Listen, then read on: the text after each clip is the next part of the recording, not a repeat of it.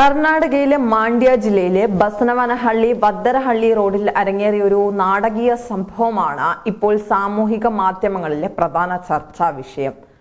ലഹരി ഉപയോഗിച്ച രണ്ട് യുവാക്കൾ സ്വകാര്യ സ്കൂൾ ബസ് തടഞ്ഞു നിർത്തി ഭീകരാന്തരീക്ഷം സൃഷ്ടിക്കുന്ന വീഡിയോയാണിത്.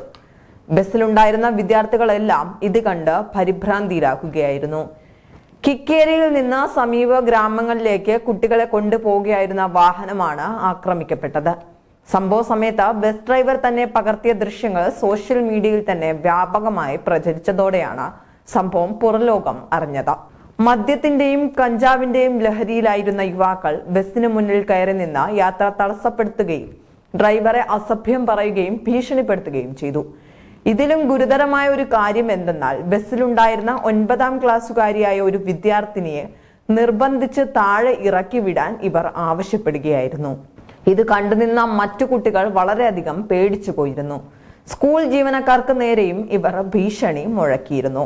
സോഷ്യൽ മീഡിയയിൽ വീഡിയോ വൈറലായതോടെ മാണ്ഡ്യ ജില്ലാ പോലീസ് വിഷയം ഗൗരവമായി കണക്കിലെടുക്കുകയും കിക്കേരി പോലീസ് സ്റ്റേഷനിൽ ഉടൻ തന്നെ കേസെടുക്കുകയും ചെയ്തു. പൊതുസ്ഥലത്ത് ലഹരി ഉപയോഗിക്കുന്നവർ കുട്ടികളുടെ സുരക്ഷയ്ക്ക് ഭീഷണിയാണ്. ഈ പെരുമാറ്റം ഒരു തരത്തിലും അംഗീകരിക്കാനാവില്ലെന്നും പോലീസ് വ്യക്തമാക്കി. സ്കൂൾ മാനേജ്മെന്റ് നൽകിയ പരാതിയുടെ അടിസ്ഥാനത്തിൽ അതിക്രമം നടത്തിയ ഗിരീഷ്, കിരൺ എന്നീ യുവാക്കളെ പോലീസ് അറസ്റ്റ് ചെയ്തു. ഇവരുടെ പേരിൽ പോക്സോ നിയമത്തിലെ വകുപ്പുകൾ ഉൾപ്പെടെ വിവിധ കുറ്റങ്ങൾ ചുമത്തി കേസെടുത്തിട്ടുണ്ട്. കുട്ടികൾക്കെതിരായ അതിക്രമങ്ങൾ തടയുന്നതിൽ യാതൊരു വിട്ടുവീഴ്ചയുമില്ലെന്നും കർശന നിയമ നടപടികളുമായി മുന്നോട്ട് പോകുമെന്നും അധികൃതർ ഉറപ്പ് നൽകിയിട്ടുണ്ട്.